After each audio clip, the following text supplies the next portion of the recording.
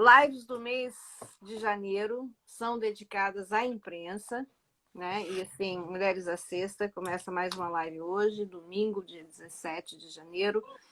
E continuando aí a nossa proposta de fazer as lives todas de janeiro, com pessoas que trazem visibilidade para o basquete feminino, para o esporte feminino em geral. E aí a gente tem uma leva de jornalistas, né? A gente teve a Bianca na semana passada, que não é jornalista, mas é diretora do IMuseu, e é uma pessoa que contribui muito para a visibilidade do esporte feminino também. E hoje a gente está com o Thierry Gozer. É Gozer que fala o seu sobrenome? O certo mesmo seria, depois que eu já cresci, que eu aprendi, seria Gotzer. Né? Mas todo mundo fala Gozer e tá tudo certo, porque é assim que a família também aprendeu. Então tá, então já que você aprendeu depois de adulto, eu também vou aprender. Thierry Gotzer é formado pela Universidade de Vila Velha, do Espírito Santo. Ele foi repórter da TV Gazeta, trabalhou muitos anos na TV Globo, 7 anos na Thierry. Isso. 7 anos na Thierry, na Rede Globo, e hoje ele é aí responsável pela área de comunicação da Confederação Brasileira de Basquete. O Thierry tem sido o nosso grande parceiro, fornecendo bastante material para o site Mulheres à Sexta, para as nossas lives, os contatos, enfim, nosso parceirão de trabalho aí, né? E uma pessoa com uma história muito bonita, que eu vou deixar ele contar para a gente agora um pouco. E aí, Thierry, conta uma história, porque você é bom contador de história, né? Então, assim, conta pra gente a sua história, sem pressa. A gente tem essa live aí, a hora que terminar, terminou, não é? Mas assim, eu gostaria que você contasse sem pressa, porque a sua escolha profissional é bem interessante. Por que você fez jornalismo? Como é que foi? Quem foram suas inspirações, né? E o que você fazia na Gazeta, o que você foi fazer na Globo, né? E como que isso foi importante para essa transição do seu trabalho aí na Confederação Brasileira. Primeiro, obrigado pelo convite. Legal todo mundo estar acompanhando aí o Mulheres à Sexta. O documentário é incrível. Quem não assistiu ainda tem que dar um jeitinho de entrar no site, assistir, porque realmente é uma história muito bacana do esporte brasileiro, né? Um momento realmente de transição que essas mulheres conseguiram para o basquete e que com certeza abriu portas aí que até hoje muitas meninas aproveitam e espero que continuem aproveitando. Então, assim, eu sempre pratiquei esporte, sempre gostei de esporte, independentemente da modalidade. Claro que vivemos no país do futebol, então todo começo, acho que grande parte do brasileiro ele começa a se apaixonar pelo esporte com o futebol, né, pela família e etc. Mas eu sempre gostei de tudo, handebol, vôlei, basquete, natação, então eu sempre acompanhava, praticava futsal. Então, a minha vida inteira eu pratiquei esporte. E quando chegou num determinado momento que eu tive que realmente buscar uma profissão, eu comecei a pesquisar sobre profissões onde eu poderia me manter próximo do esporte. E me interessava muito por comunicação, então foi fácil, né? Foi fácil escolher pelo jornalismo e desde o primeiro momento que eu pisei na faculdade, era a certeza que eu tinha de que a minha vontade era trabalhar com esporte.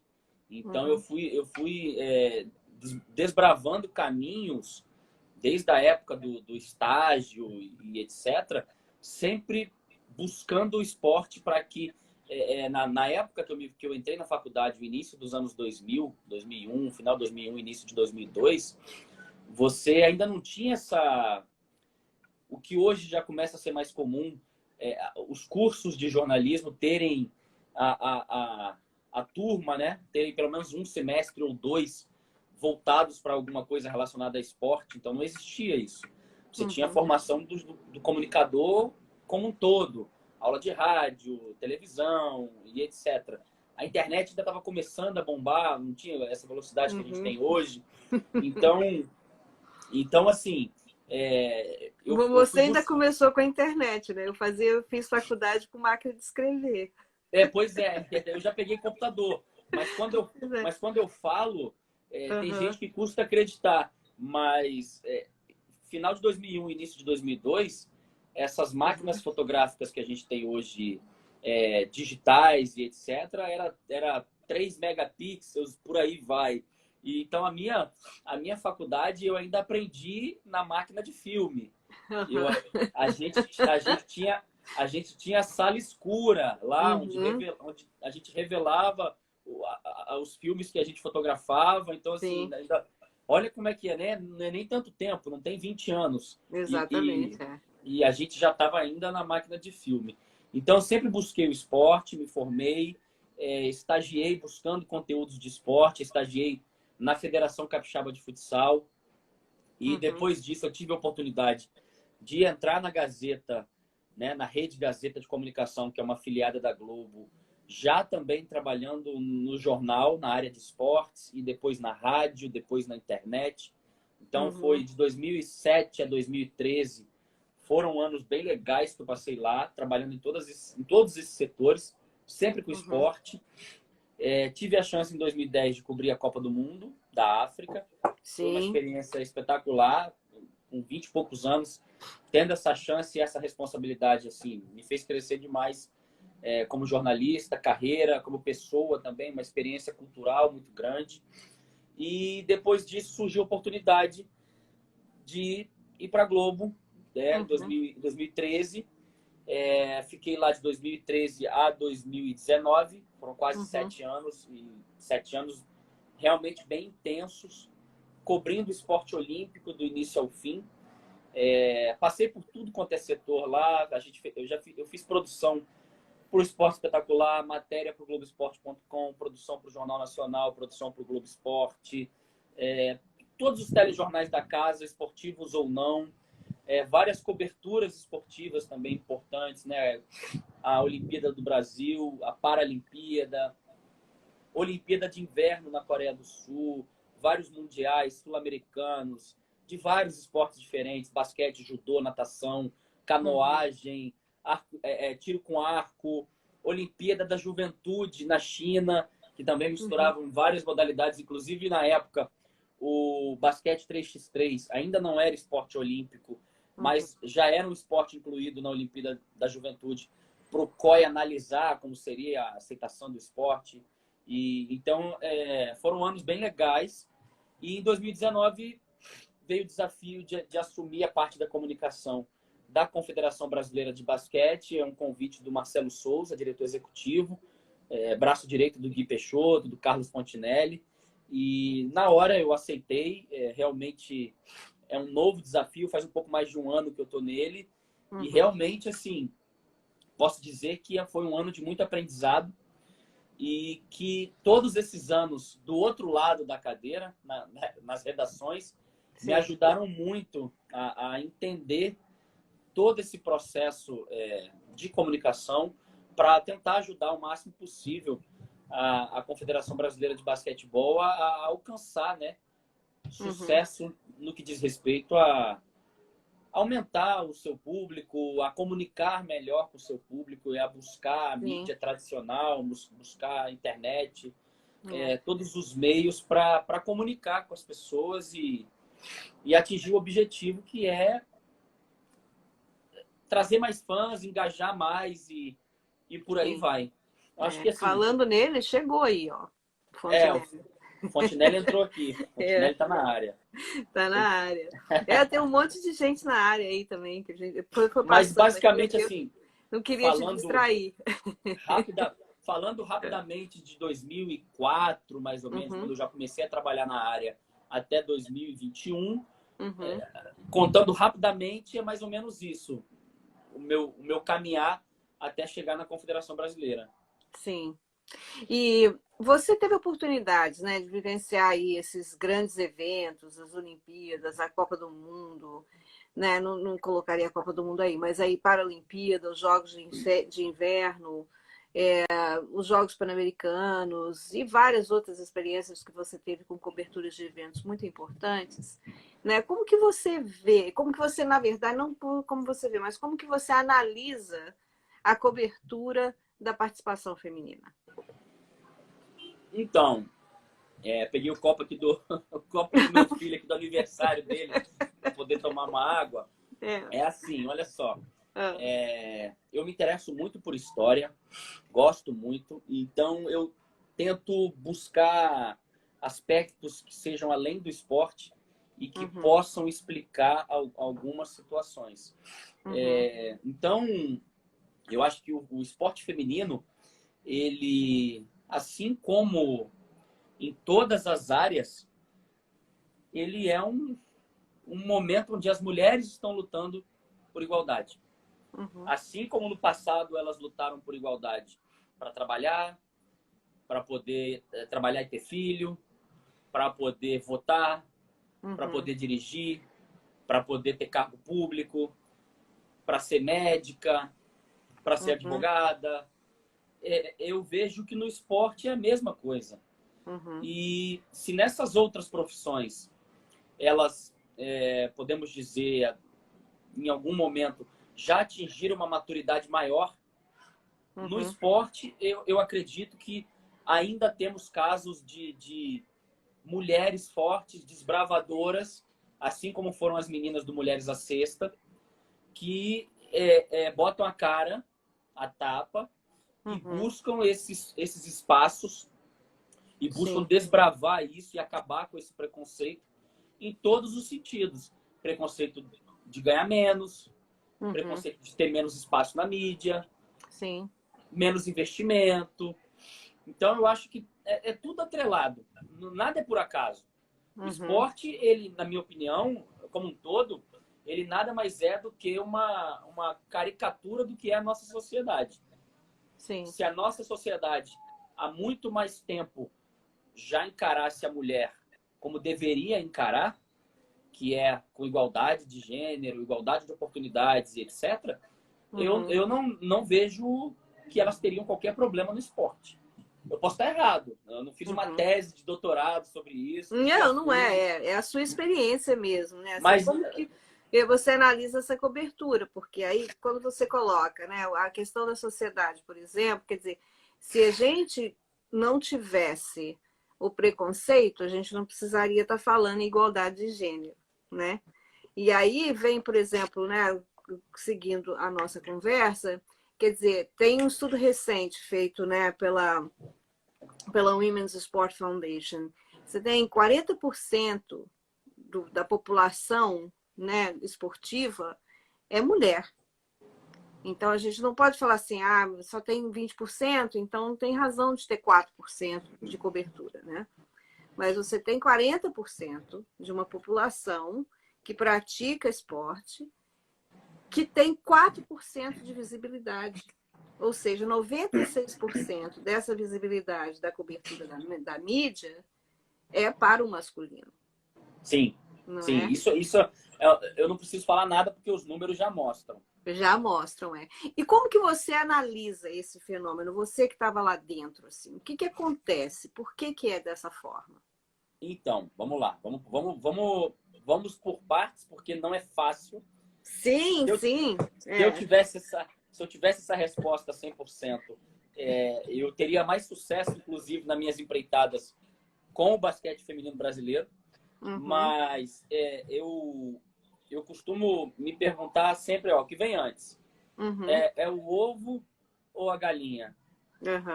Então, quando você entra no esporte, como jornalista, como comentarista, em qualquer setor, dentro de um trem que já está em movimento, esse trem já está andando. Claro. Não é no momento que a Cláudia fez o Mulheres à Sexta que começou a acontecer isso com o basquete feminino ou com o esporte feminino que você passou os números aí. De forma alguma. Nem no momento que o Thierry entrou no jornalismo esportivo que começou isso. Então, isso já vem. Então, você pula no trem com ele andando e com essa desigualdade de cobertura do feminino e do masculino.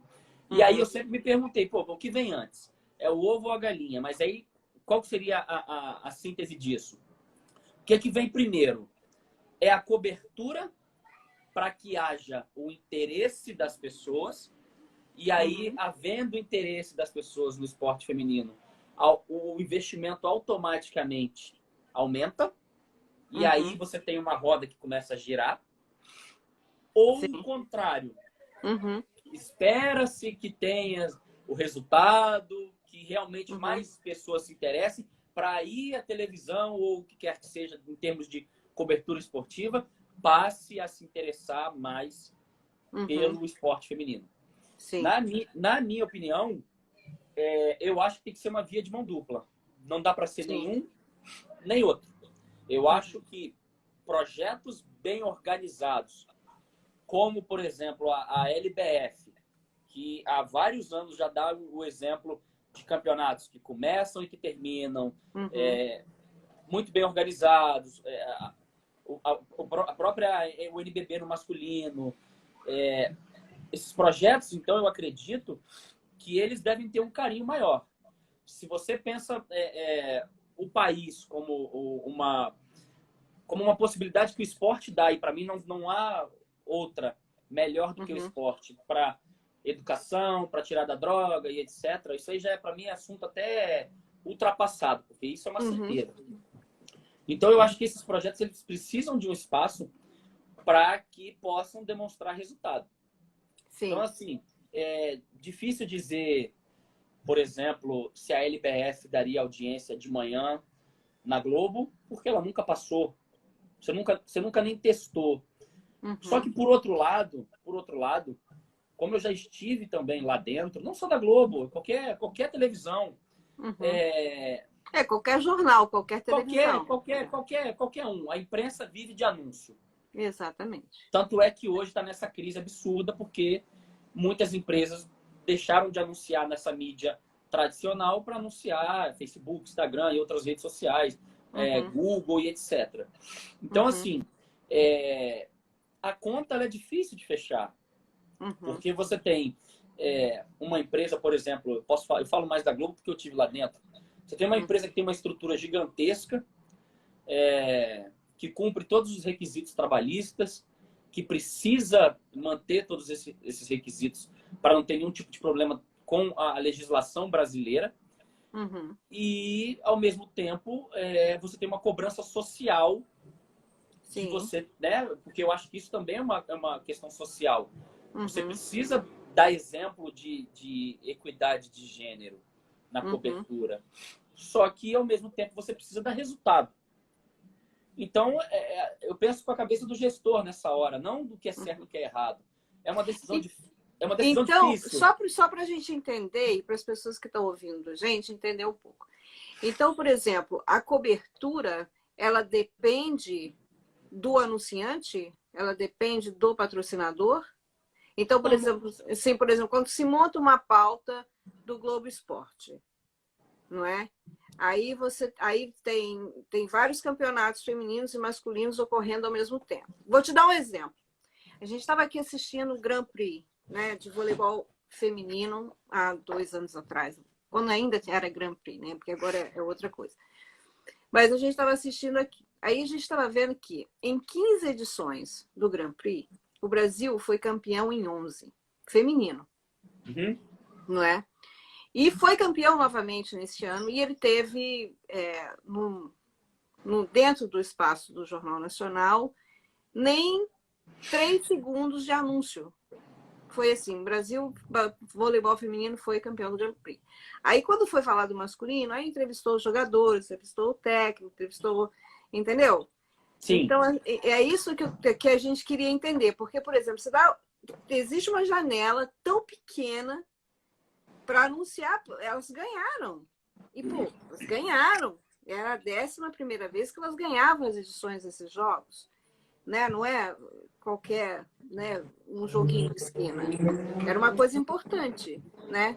E tem esse filete, assim, como se colocasse entre uma notícia e outra, e aí você tem meia hora, 40 minutos só de masculino.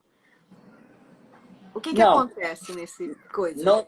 Não há uma determinação de anunciantes para dizer que o masculino tem que ter mais espaço que o feminino e etc. O que importa para o anunciante é o seu share, sua audiência no total. Não existe qualquer diferenciação entre um e outro. Agora, esse exemplo seu, eu não posso ir a fundo na análise dele e dizer que deu menos espaço porque é feminino, porque comigo já aconteceu o contrário também, sendo produtor. Sim. Porque, principalmente o Jornal Nacional, ele é fechado muito em cima da hora. Fechado que eu digo, ele é preparado para entrar no ar muito em cima da hora. Depende muito do dia, depende muito da pauta do dia, que vem de Brasília, do governo e etc. Então, pode ser que no dia da conquista do masculino você tivesse um noticiário mais frio e aí você consegue dar mais espaço para o esporte. E talvez no dia delas fosse noticiário mais quente e aí aperta tudo mesmo, não tem jeito. Infelizmente é assim que acontece. Pode ser um dia, pode ser uma época que seja de propaganda eleitoral e aí o jornal fica menor ainda. Mas então eu não tenho como tratar essa especificidade. Não, eu não estou te apertando, não, Thierry. Não, é só porque mas eu acho que, a sua experiência é muito interessante, porque quando a gente começar a falar do seu trabalho, a gente vê como você monta essa estrutura de uma forma bem igual. Mas essa experiência sua de trabalhar lá explica para a gente muita coisa que a gente do lado de cá não vê, entendeu? Então, por exemplo... Mas assim, eu sou super a favor das mulheres. Eu acho que, na verdade, das mulheres não, do esporte. Do esporte, sim, claro. Independentemente se é homem ou se é mulher que está praticando. Eu acho que o esporte tem que ter um espaço e o espaço tem que ser igual, se tem homem e mulher praticando. Então, assim, às vezes acontece mesmo da emissora dar menos espaço por acreditar que aquele conteúdo vai ter menos audiência. Entendi. Então, a coisa é relacionada à audiência. Quando a gente fala dessa coisa de ser gestor, a gente está falando dessa audiência. É audiência, tudo é audiência, não tem jeito. Assim como se você pegar... O Fontinelli está dizendo aí que os resultados femininos vão ser tão bons que não vai ter dia. Tomara, assim a gente espera. Porque a gente espera. O que acontece? Você também tem várias pesquisas que mostram que em alguns esportes, o feminino tem mais audiência que o masculino. Sim. Agora, isso também não quer dizer que aquilo ali é esporte de mulher, que aquilo ali é esporte de homem. Zero. Tá? Zero, exatamente. É só uma explicação, assim, para entender algumas situações que são criadas e que são culturalmente levadas e que fazem com que algumas coisas aconteçam. Sim. Mas eu acho que o certo, se eu fosse um gestor ali que decidisse o que vai ao ar, tete a tete ali, meio a meio, o que tem que ir para um tem que ir para o outro. É o que a gente tenta fazer na Confederação Brasileira de Basquetebol, nas redes sociais principalmente. Sempre nos policiarmos para que não haja uma disparidade de conteúdo mais do masculino ou mais do feminino, para que seja dividido, né? Se hoje eu falei de homem, amanhã eu vou falar de mulher. Se amanhã eu falei de mulher, no outro dia eu vou falar de homem. Para a gente ter sempre posts de ambos, né? Nós vamos entrar nessa aí. Vamos deixar, porque essa coisa das televisões mundiais, e isso não é só no Brasil, porque você vê essa pesquisa é uma pesquisa mundial, né? Que a gente vê mesmo, são 4% de atenção. E aí, quando você coloca essa experiência, né, que é em relação à audiência, e é em relação a quantos pontos eu vou ter na audiência hoje, se eu falar disso, eu falar daquilo, né, explica algumas coisas. Mas agora eu queria voltar para o seu trabalho, porque você tem sido muito elogiado, né, como líder nesse processo aí de transformação da imagem da CBP. Você não só entrou, né, com uma responsabilidade de trazer visibilidade para o basquete brasileiro, né, tanto feminino quanto masculino, tanto juvenil quanto adulto, enfim, com as categorias de base. Você entrou, né, numa estrutura complicada, entendeu? Sim. E você entrou também com a missão de modificar a imagem dessa instituição. E aí, mais uma historinha. Como é que o Thierry entra nessa história e qual que é a estrutura de guerra que você montou para mudar tudo isso? Antes disso, eu preciso contar uma pequena historinha. Por favor. Porque quem acompanha o esporte de fora, né, só como espectador, como torcedor, como aquele cara que realmente gosta, senta no sofá ou vai na arquibancada e acompanha um jogo, uma modalidade qualquer, ele, por vezes, ele não tem noção do que acontece nos bastidores. Então, assim, pega o Brasil nos últimos 10 anos, 2011 até 2021 agora. Da escolha do Brasil como sede olímpica até a Olimpíada, pós-Olimpíada e o momento que a gente vive hoje. Uhum. No período pré-Olimpíada do Rio, nunca se investiu tanto no esporte no Brasil. Privado, inclusive. Uhum. Então, se você pegar o próprio basquete tinha Bradesco, basquete tinha Eletrobras. Se você pegar outras modalidades também, você tinha vários patrocinadores privados apostando. Por quê? Porque toda empresa privada, ela queria, é o grande momento, um país gigante como o Brasil, trazer para o país uma Olimpíada. Realmente você tinha um momento único. A minha geração, ela não vai assistir uma outra Olimpíada no Brasil. Não vai. Eu tenho 36 anos recém-completados. Eu acho que se eu viver 80, eu não vou ver uma Olimpíada de novo no Brasil. Então, assim, era um momento único. Então, você viveu de 2010 por aí até 2016, um ciclo... 2012, quando acabou Londres. Um ciclo olímpico de investimento absurdo. Absurdo mesmo no esporte. E você teve gestores da época que, na minha opinião, não levaram a sério todo esse dinheiro que entrou e não pensaram no médio e longo prazo. Você vive num país onde várias pessoas já disseram isso, vários esportistas, o segundo colocado não presta, o terceiro muito menos, só vale quem ganha. Então, quem recebeu todo esse dinheiro de todos os esportes, esse dinheiro foi brutalmente colocado em cima de apostas daquele momento. Você poderia até estar dando rodagem para jovens e etc., mas pouquíssimas ou nenhuma modalidade pensou no médio e longo prazo com esse dinheiro que entrou. Foi todo colocado para ter esse resultado no Rio de Janeiro.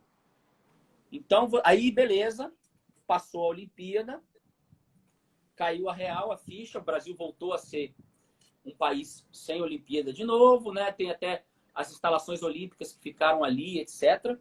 Mas você não é mais um país olímpico, né? Nesse momento. Agora o pensamento já era para o Japão. Então, se você pegar qualquer gráfico que foi feito depois disso, que mostra o investimento privado no esporte, pré-Olimpíada e pós-Olimpíada, a queda também é brutal, é absurda. Porque o cara que investe, ele quer visibilidade. Então, a visibilidade em cima do esporte olímpico, Olimpíada, mais Olimpíada no Rio, era o que todo mundo que investia no Brasil queria. Passou isso. Opa, tanto é que todos os contratos que foram feitos, basicamente, de patrocinadores, eram até o finzinho de 2016, para qualquer modalidade. Então, virou a chave para 2017, a arrecadação de todos esses esportes caiu brutalmente. O do COB também caiu muito. O COB perdeu praticamente todas as outras fontes de receita privadas, porque já não era mais o foco dos investidores. E a gente sabe que o cara quer botar dinheiro onde tem visibilidade, não adianta. Então, caiu-se absurdamente o investimento no esporte olímpico como um todo. O basquete não fugiu disso. E aí entra onde você falou, de eu entrar na CBB num momento delicado. Eu entrei na CBB em outubro de 2019, num momento delicado que a CBB vivia ainda. E hoje eu posso dizer para você que nós vivemos uma CBB pronta para um novo momento, pronta para realmente ter um patrocinador forte, para chegar, para dar um salto. Porque o Gui Peixoto, o Marcelo Souza, o Carlos Fontinelli, o Ricardo Tradi, o Baca, toda a galera que trabalha na CBB, na parte administrativa, na parte técnica, independentemente, ADM, são guerreiros, cara. Foram guerreiros. Porque você pega uma gestão do Gui, de 2017 até Uhum. 2021, vamos enumerar esses anos. Você pega o Gui entrando pós cenário olímpico, é esse que eu falei agora, onde todo Sim. mundo que investia no esporte saiu. E para Uhum. piorar, o basquete tinha uma gestão anterior que a gente sabe que está na justiça hoje por questões de mau uso da verba pública, né? Então, assim, além dessa questão do dinheiro do cofre secar, você tem esse mau uso de verba pública que colocou a confederação no negativo na época. Uhum. Sim. Aí você vem no primeiro ano do Gui, um ano e pouco, era uma confederação suspensa pela FIBA. Sim. Então, eu, empresário, pós-Olimpíada, já não quero mais investir em Sim. esporte olímpico, porque o meu foco agora Brasil passou, eu tenho outros planejamentos estratégicos. Eu ainda vou pegar, eu olho assim, talvez eu invista. Aí ele olha o basquete, não, mas peraí, cara, esse esporte aqui, a seleção dele não pode nem jogar um torneio internacional, tá Uhum. suspensa pela FIBA. Ninguém vai colocar dinheiro. Uhum. Então, o primeiro ano do Gui já foi aí, primeiro ano e meio, 2017 até meados de 2018, já foi nessa porrada aí de trabalhar para tirar a suspensão. Sim. E aí você pega esse um ano depois do Gui, de outubro de 2018 a outubro de 2019, mais ou menos, ou até essa junção de 2017 a 2019, porque é um trabalho contínuo, que foi o Uhum. quê? Colocar a CBB pelo menos para andar. O que é colocar a CBB para andar? Pagar salário em dia, enxugar uma equipe para que... É aquela velha história, não adianta você contratar um jogador de R$ 200 mil se você não tem dinheiro para pagar. Então não Uhum. adianta você ter 40 funcionários e você não ter dinheiro para pagar 20. É preferível que você pague os seus 20 para que esses seus 20 trabalhem motivados. Sim. E você consiga fazer a máquina andar. Então foi isso que a CBB fez de 2017 a 2019. Então eu Uhum. entrei nesse momento da CBB começando a caminhar, pagar salário em dia, se acertar.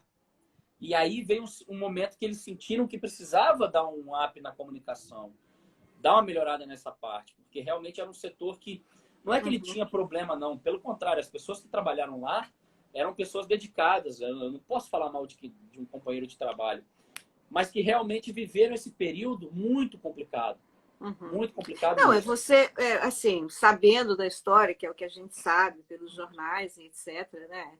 É uma dívida de muito dinheiro, sem patrocínio, né? Sem funcionário, porque você sai aí, sei lá, de 40 funcionários para 12 funcionários, né? E a boa vontade do presidente, né? Que entra como empresário Boa e reformula digo mais tudo. que Quer boa dizer, vontade. e a Coração gente escreveu gigante. sobre, a gente escreveu sobre isso, está lá no site. Coração gigante mesmo. Naquele Tá primeiro lá no. momento. Isso é E público, aí, né? Isso é público. Qualquer um isso é que for público. É, nos balancetes da CBB vai ver lá que teve dinheiro é, doado, não vai voltar. Ele assinou a carta de doação. Naquele primeiro momento ali, isso aí colocou a CBB para voltar a andar. exatamente.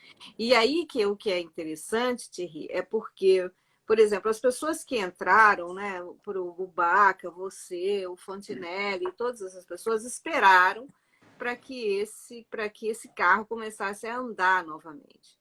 Mas o seu trabalho, que é o que eu gostaria que você falasse para a gente, é que é um trabalho muito bem estruturado e muito bem organizado em termos de estratégia de visibilidade para essa entidade, porque no Brasil é complicado, para essa entidade que estava falida, né? Estou terminando a minha frase, mas porque no Brasil é complicado, as pessoas não gostam das entidades ou das instituições, porque É tem tanta verdade. história de corrupção por trás, né, que muita gente não quer nem saber da instituição, assim, é uma coisa de autoridade que você não quer saber, porque tem uma história por trás que afasta as pessoas, afasta os atletas, afasta os dirigentes, afasta os técnicos, etc. Né? Olha, Mas eu vejo uma coisa do lado de fora, que talvez você não veja, mas eu gostaria muito que você falasse sobre isso, porque eu acho que isso é um momento de começar a estabelecer o seu legado, né? Que foi essa estrutura que você deu para essa comunicação. né? Pois é, então, eu agradeço, fico feliz, assim, pelas pessoas estarem percebendo essa mudança no trabalho que a CBB vem fazendo no último ano. Isso para a gente é o melhor feedback. Mesmo Uhum, que ele fosse negativo, ele é importante. Melhor uhum, ainda que ele vem positivo na maioria das vezes. Mas quando eu entrei, uhum, eu brincava comigo mesmo. Era uma operação de guerra no sentido assim, sabe aquelas empresas que trabalham uhum. é, com situações perigosas? Sim. E aí tem aquela plaquinha na frente da empresa dizendo assim, Warning. não, nem isso. É aquela assim, estamos há tantos dias sem um acidente. Sim. Aham. Eu ficava assim, estamos há tantos dias sem uma crise. Ou sem uma notícia ruim na mídia, né? Aham. Ou sem ninguém bater na CBB. Ô, Porque, sou oficial de justiça, vou pagar isso aqui. porque realmente Aham. é um legado das trevas, podemos dizer assim, né, cara? Uhum. Vocês Infelizmente, herdaram uma coisa bem difícil. para mim, sou absurdo uma confederação que recebeu, Fontenelle me corrige aí se eu estiver errado, mais de 100 milhões de reais em menos de 10 anos. Está passando Uhum. por essa situação que passou, mas passou. E eu gosto de Uhum. pontuar isso, porque a CBB ela não é uma coitadinha hoje. A CBB Verdade. hoje ela é uma instituição, na minha opinião, interessantíssima para qualquer empresa privada do Brasil colocar o dinheiro dela. Então, hoje ela está pronta para isso. Mas, Uhum. naquele primeiro momento, era uma operação de guerra. Uhum. Era entender em que pé nós estamos, era tentar entender com a diretoria o que pode estourar daqui 2 meses, daqui 3 meses. Mas, tirando essa parte institucional e política, né, de comunicação, Uhum. o que eu sentia mais falta era realmente a comunicar-se melhor com o público.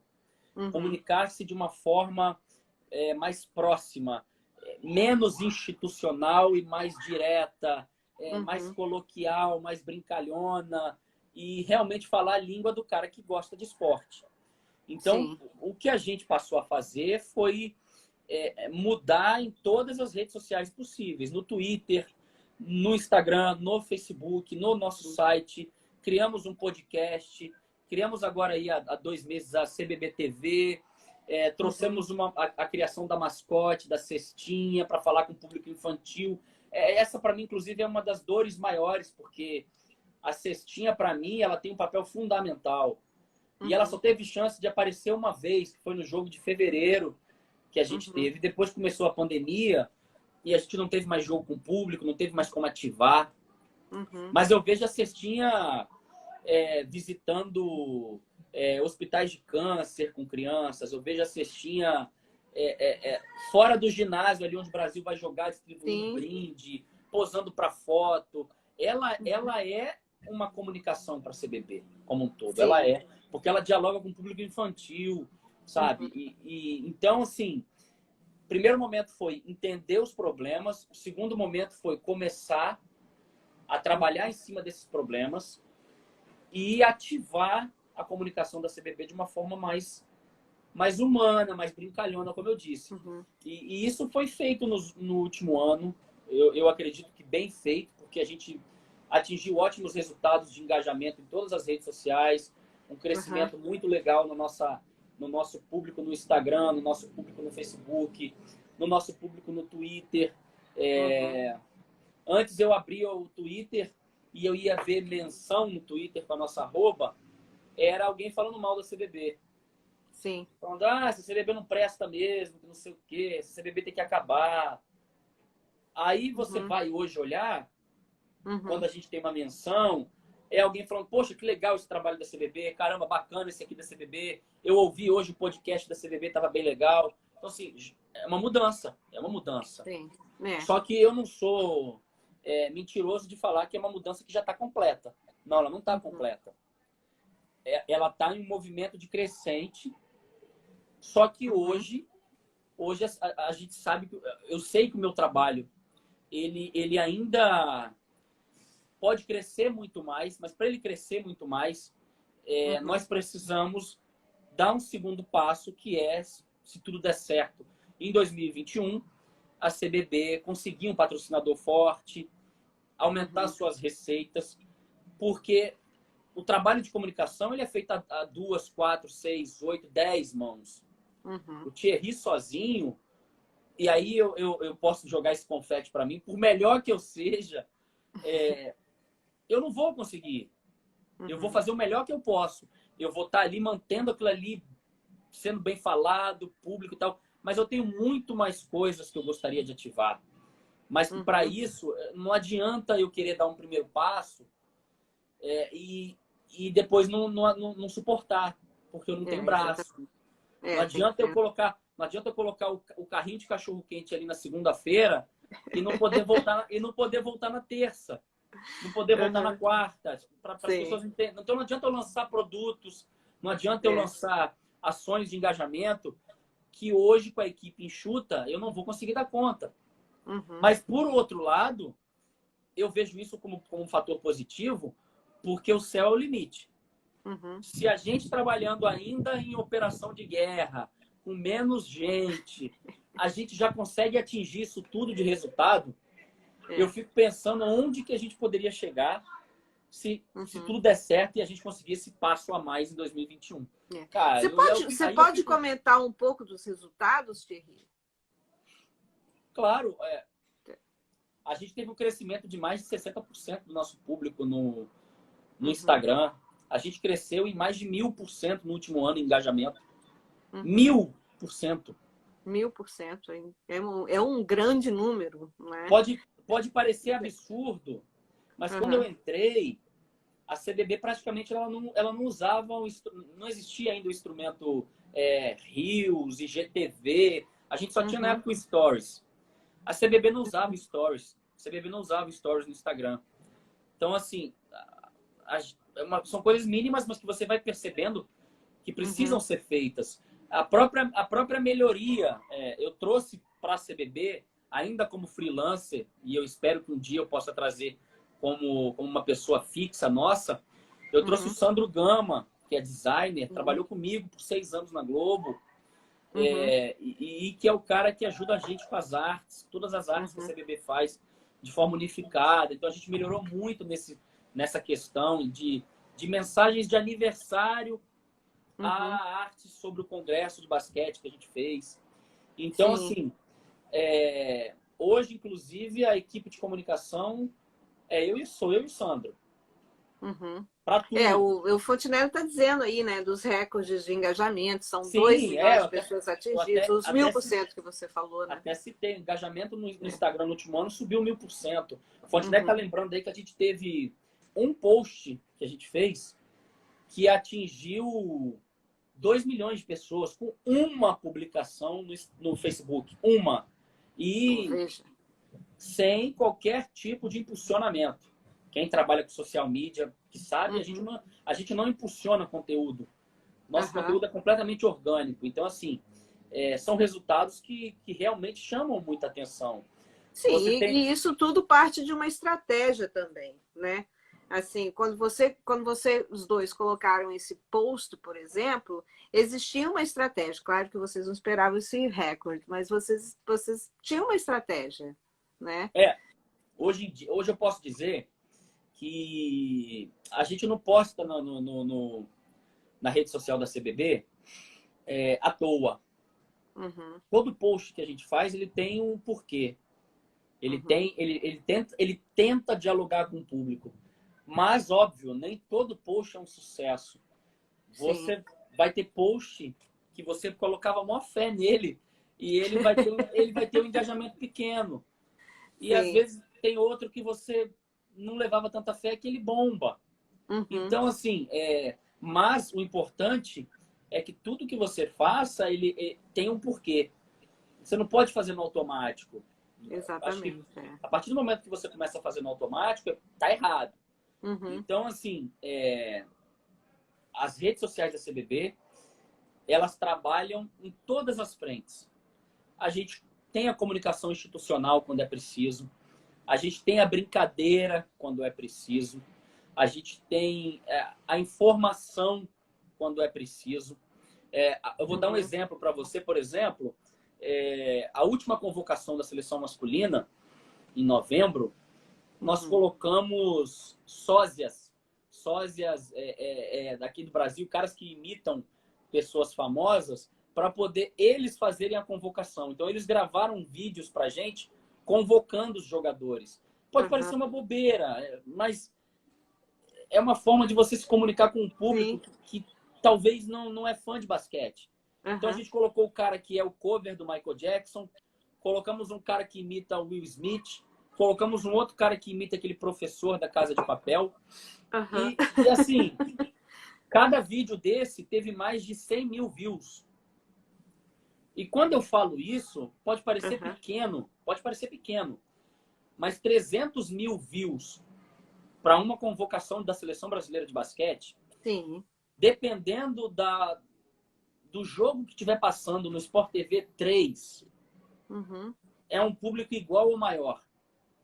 Sim, claro. E isso é uma estratégia maravilhosa, porque assim, a gente quando pensa em comunicação, a gente pensa nos públicos, né, que você quer atingir, não necessariamente nas pessoas, se as pessoas gostam ou não, você gosta ou não, o Sandro gosta ou não, né?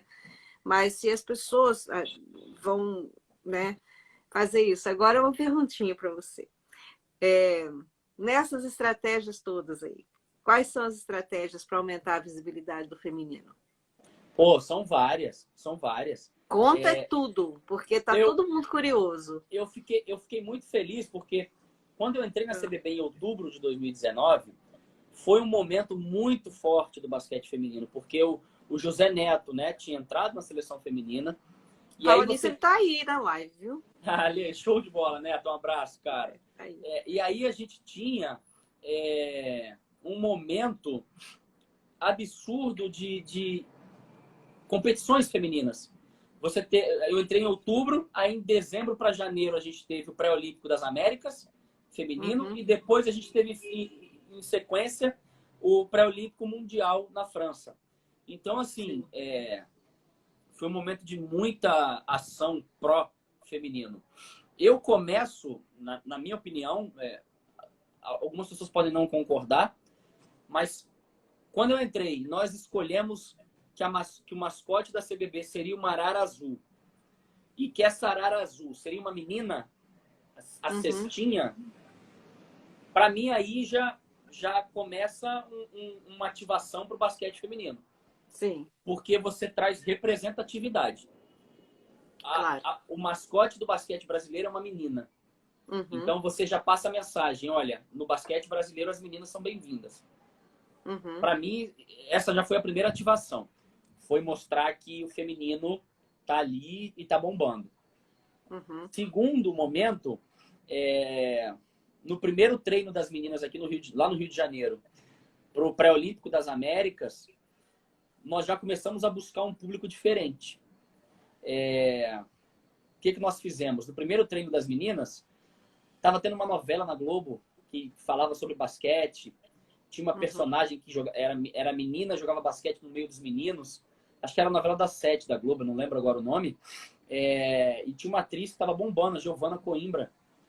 Nós pegamos a Giovana, levamos ela ao treino do basquete feminino, colocamos a Globo para cobrir esse treino e conseguimos 3 minutos de matéria na época no programa que ocupou o lugar do video show à tarde na Globo. Sim. Então, olha o público que a gente dialogou ali. Público exatamente. que não tem nada a ver com o esporte, mas nós levamos o basquete feminino para lá. Então, são pequenas ações e essas ações elas continuaram no Pré-Olímpico das Américas, no Pré-Olímpico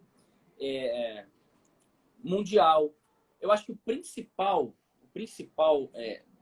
foi mostrar para as meninas desde o início de que não havia qualquer diferenciação da cobertura da CBB para com elas e com os homens.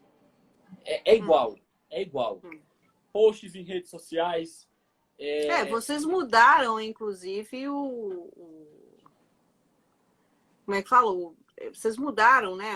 Todos os protocolos, né? De viagens, de salário. Sim, isso aí o Gui já colocou igualdade de diárias para viagem, igualdade de condições de estrutura de hotel, estrutura de trailer, tudo igual ao masculino. Então, a partir do momento que as meninas percebem que o tratamento é o mesmo, já muda, né?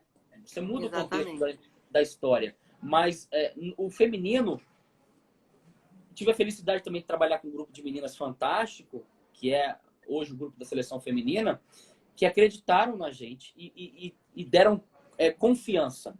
Porque quando você trabalha com mulheres, nesse sentido, sendo homem, é óbvio que é diferente do que trabalhar com homens. Eu não estou falando que é diferente porque um é melhor e o outro é pior, não. Cada um tem sua particularidade. Homens têm as suas, mulheres têm as suas. É muito mais difícil, por exemplo, para mim, para eu, Thierry, entrar no vestiário feminino depois de um jogo para pegar aquele momento de bastidor das meninas comemorando uma vitória, aquele vídeo bacana delas gritando, comemorando, vibrando, para colocar aquilo ali numa rede social, do que o Thierry, homem, entrar no vestiário masculino depois do jogo ali para fazer o vídeo dos caras comemorando. Então, assim, são pequenos detalhes que mudam sua forma de trabalhar. Sim. Então, mas que você tendo a sensibilidade para trabalhar isso, você consegue levar. E as meninas tiveram total confiança no nosso trabalho. E isso ajuda muito, Cláudia, porque elas acreditam na gente. E aí, quando elas acreditam, elas te ajudam. Elas te ajudam. Inclusive, esse ano, eu já conversei com a Adriana Santos, que é a nossa gerente do basquete feminino, e já falei para ela, falei, Adriana, em março temos o Dia Internacional da Mulher. A campanha da CBB esse ano para o Dia Internacional da Mulher, ele vai ser todo feito pelas nossas meninas. Não sou eu, Thierry, que vou escolher o tema.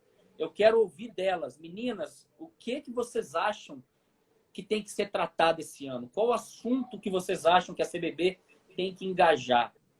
Então, assim, eu acredito que a partir do momento que a confederação passa a ouvir as suas jogadoras, ela também passa a ser mais respeitada. Ela também passa a ser mais valorizada por elas mesmas. Então, tudo que a gente vem fazendo, de dar essa equidade, dividir posts meio a meio, dar atenção para as meninas, pegar, volta e meia, meninas que estão jogando na Europa e mostrar vídeo delas, mostrar foto, falar da atuação que elas tiveram. Tudo isso traz confiança para elas. Eu tenho certeza que também melhora o desempenho delas na quadra, sabia? Porque trabalha o psicológico, trabalha a confiança. E elas já falaram isso também, que elas se sentem muito mais motivadas, entendeu? Porque e se sentem valorizadas, né? Reconhecidas, vistas, né? Acho que essa coisa de ser visto mesmo. Agora, o Fontinelli está falando aí, quem que vai fazer a convocação das meninas para a universidade? Para a universidade? Para a Aí eu não, universidade? eu Ele não falou sei. assim, pergunta a ele quem que vai fazer a convocação das meninas para a universidade. E, Fontinelli, eu não estou sabendo dessa, não. Conta aí pra gente, então, Fontinelli.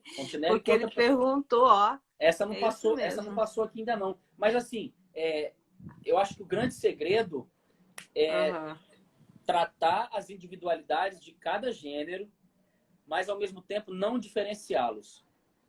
Sabe? Sim. Não partir de um pressuposto de que eles são diferentes. Sim.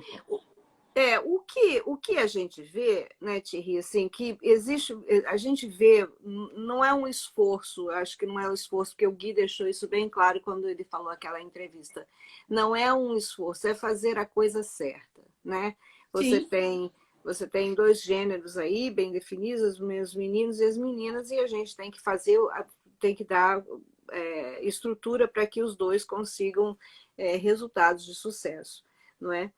E além desses planos todos para o feminino, você tem alguma outra coisa que você gostaria de falar para a gente que vocês estão fazendo aí para esse ano? Porque esse ano de 2021 para vocês é meio que derradeiro, né? Porque é o último ano do Gui, é um ano de eleição. É o mês de eleição, já mês que vem tem eleição. Mês de eleição, já é mês que vem. 19 de fevereiro tem eleição na CBB. Eu entendi o que o Fontinelli disse, ele brincou aqui dizendo que, tipo, qual vai ser a próxima surpresa nas convocações?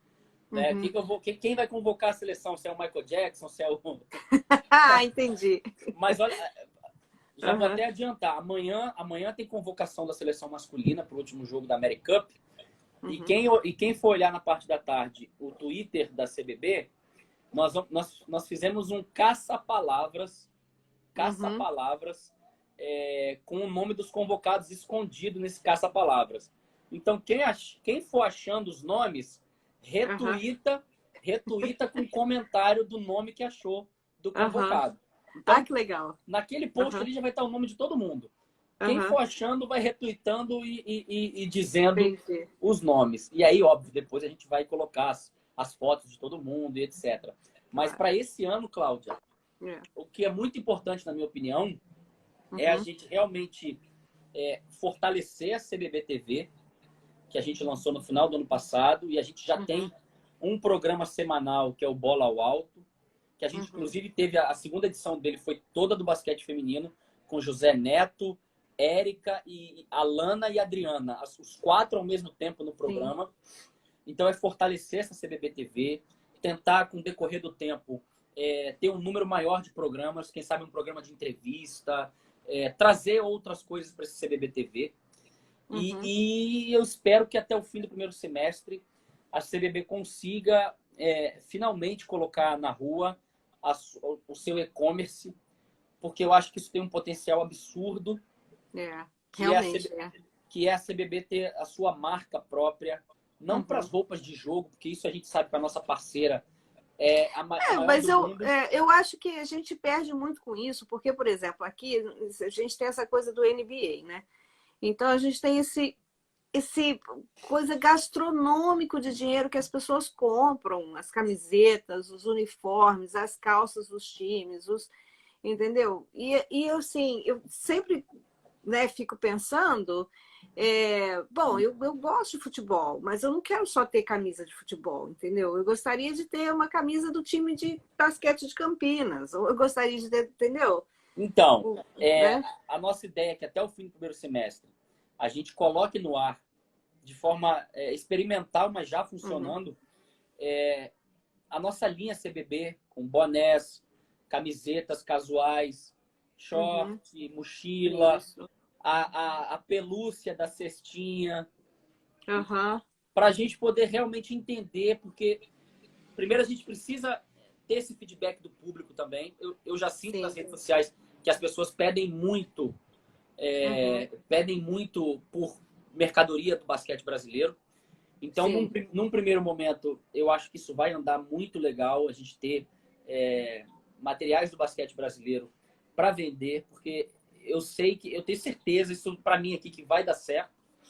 E aí, no segundo momento, quem sabe realmente não funciona isso que você está falando, que é essa loja da CBB ser um grande hub da gente estar colocando camisetas mesmo, uma camiseta do Mulheres à Sexta, uma camiseta do time de basquete do Sampaio Corrêa feminino, do time masculino de Franca, e botar também camisetas da Nike, da Seleção Brasileira, para vender ali. Isso, exatamente, fazer as parcerias aí. Para ter um acesso mais fácil para o público, mas também a gente sabe, e isso que às vezes é difícil das pessoas entenderem, e aí vem uma cobrança, óbvio, tem que cobrar, mas eu acho que a cobrança tem que ser ela tem que ser séria. A CBB ela não pode colocar uma loja virtual no ar de qualquer jeito. Porque ela é a CBB, ela é a Confederação Brasileira de Basquetebol, ela é o órgão maior de basquete no Brasil. Então, assim, ela precisa estruturar. Então, é isso que a gente vem fazendo. A gente vem aprovando com o fornecedor material, vendo se esse material realmente é de qualidade, tendo um feedback de pessoas sobre esse material, entendendo a formatação desse site, que não é simples, porque esse site nosso, a ideia é que ele já seja integrado à nossa fanbase digital de público, que a gente já tem, inclusive, 90 mil pessoas cadastradas nessa fanbase. Porque aí o cara recuperar os dados do site antigo. Porque o cara que entrar na nossa loja, ele vai fazer o cadastro dele e automaticamente ele já está cadastrado na fanbase. Então é um enlace de tecnologia. De tecnologia e de dados. Que não é simples, de dados, de banco de dados. É um layout de site, é a logística de entrega Não adianta eu Sim. colocar isso no ar e o cara comprar e eu só conseguir entregar em 20 dias. Então, assim, a gente só vai colocar no ar quando tiver redondinho. É claro. Porque a gente É. sabe que, assim como você falou no início, a paciência do Uhum. brasileiro com órgãos É. não é tão simples. Então, se eu coloco uma loja de qualquer jeito e ela não funciona, É. vai Que ter é um o que efeito, acontece, vai ter né, um efeito, normalmente. o efeito vai ser contrário. É. Ao invés das pessoas elogiarem a loja da CBB, elas vão estar lá marcando a gente no Twitter para reclamar. Comprei um boné, o boné não chegou. Comprei um boné, o boné é de péssima qualidade. E eu não posso dar o Exatamente. tiro errado. Eu não posso dar o tiro errado.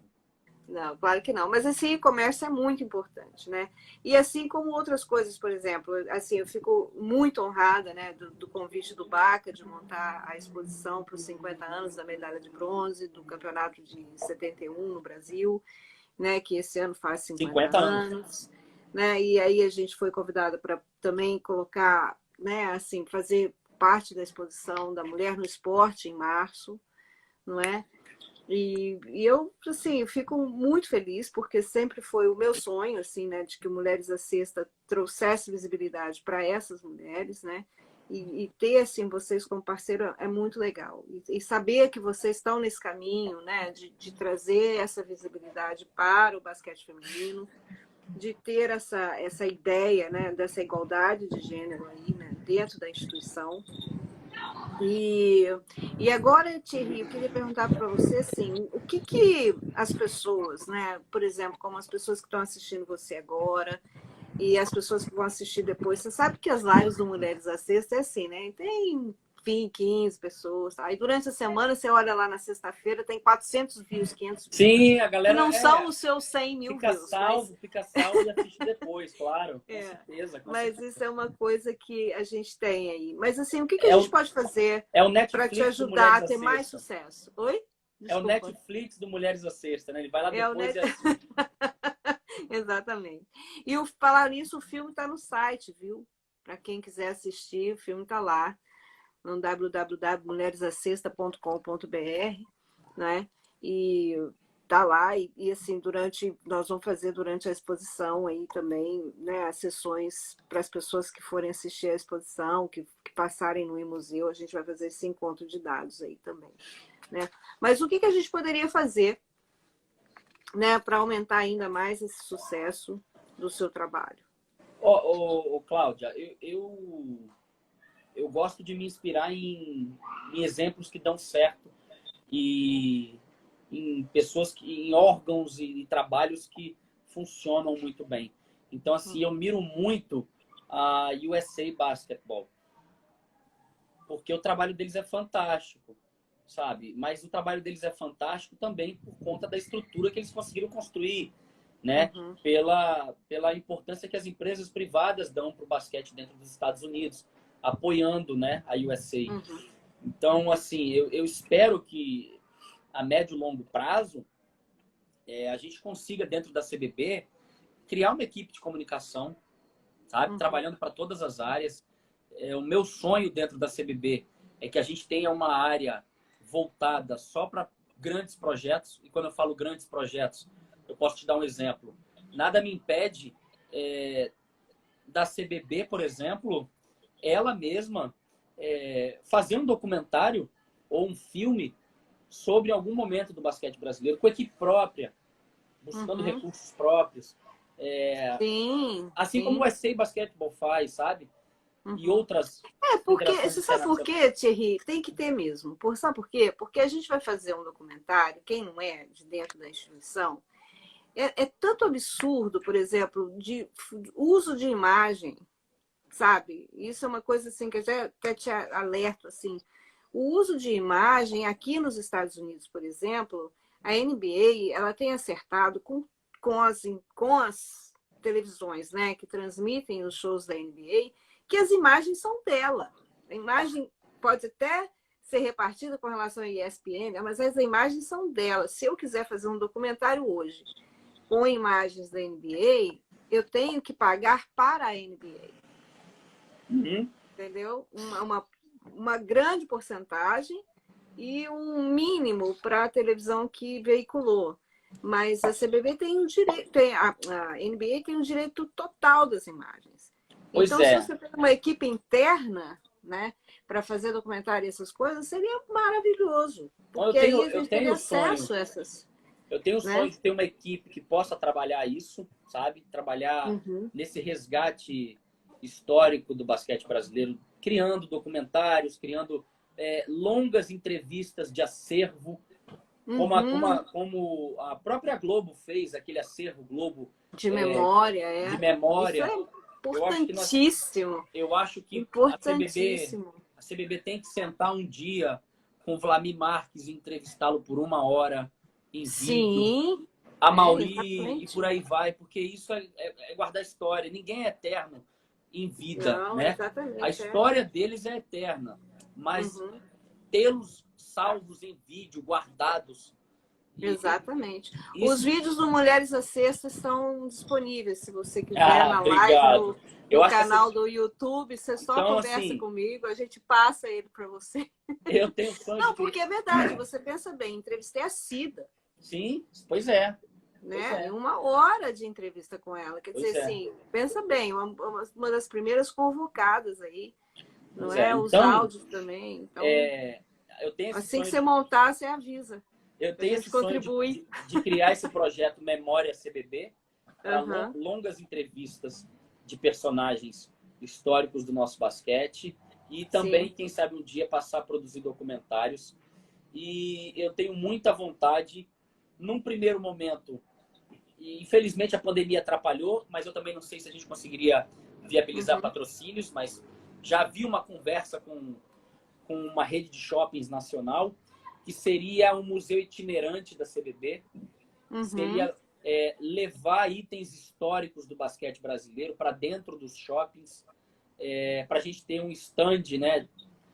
3 semanas no Shopping Tijuca, depois lá no Shopping Itaquera, depois no Shopping do Espírito Santo, levar o troféu de campeão mundial masculino, feminino, colocar aquilo ali para as pessoas conhecerem, baterem fotos, marcarem a @ da CBB. A gente precisa colocar o nosso basquete, o nosso produto na rua. As pessoas precisam voltar a interagir com basquete. E elas precisam voltar a interagir como um todo. Não adianta só eu colocar isso no ginásio, num jogo do Brasil. Porque ali já está o público que está comigo. Ali já está o cara que me abraça. Eu tenho que levar isso para quem ainda não está comigo ou para quem já esteve um dia, mas que por algum momento se desiludiu e não está mais. Aí eu dou o exemplo quando eu ainda estava na Globo, que eu fiz uma matéria com a Mauri, que eu levei ele para voltar no tempo e visitar a ilha onde eles treinaram lá no Rio de Janeiro para poder se preparar para o Mundial. E aí eu levei ele também na cafeteria Colombo, que é onde eles tomavam um café ali, né? Que eles se hospedavam ali no Rio, tomavam um café por ali, ficavam, se encontravam à noite, tudo. E, por incrível que pareça, isso não é normal no Brasil. Quando a gente saiu da cafeteria, um senhor que devia ter uns 50 e poucos anos, ele parou, olhou e falou assim: o senhor é o Amauri, não é? Do basquete? Aí ele falou: sou o Amauri, sim, não sei o que. Aí o cara pediu foto, abraçou ele e falou pro filho do lado: olha, cara, esse cara aqui é um dos maiores jogadores de basquete que eu já vi. Então, assim, numa cafeteria. Não era um ambiente esportivo. Então, a gente precisa levar o basquete para mais gente.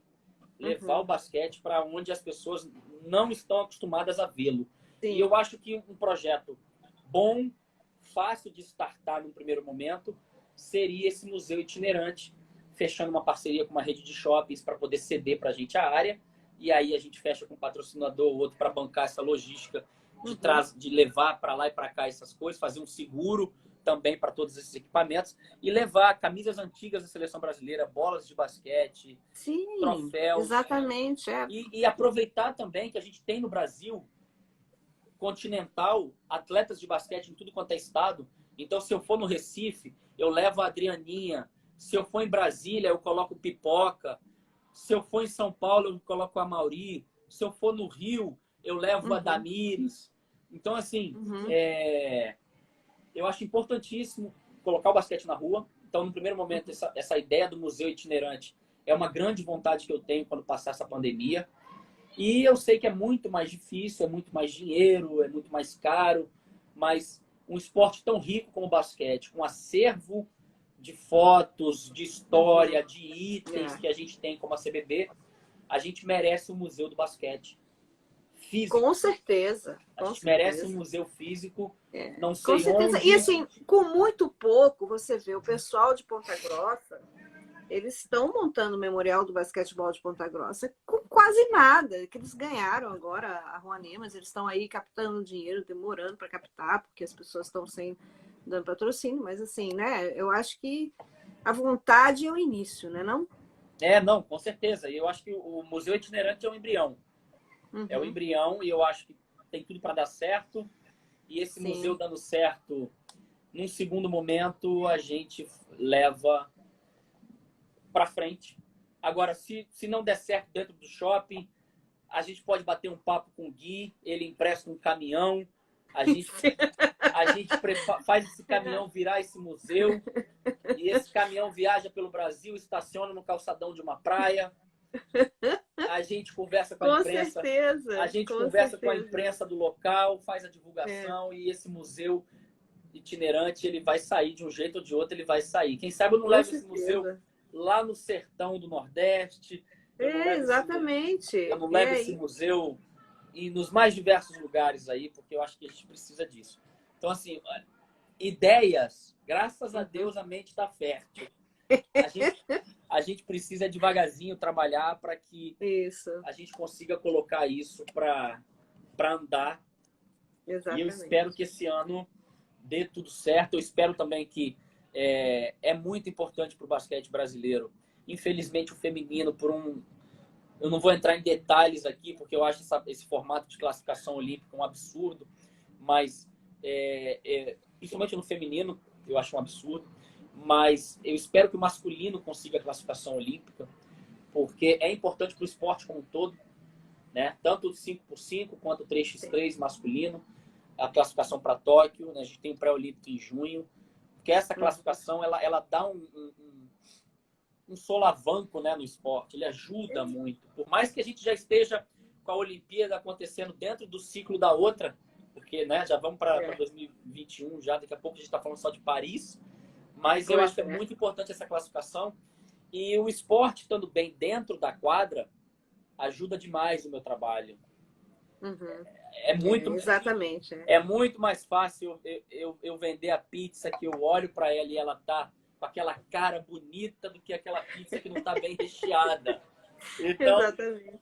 É muito mais fácil. Então a gente tem que torcer, porque o meu resultado ele também depende demais do resultado de dentro da quadra. Sim. Sim, é isso mesmo.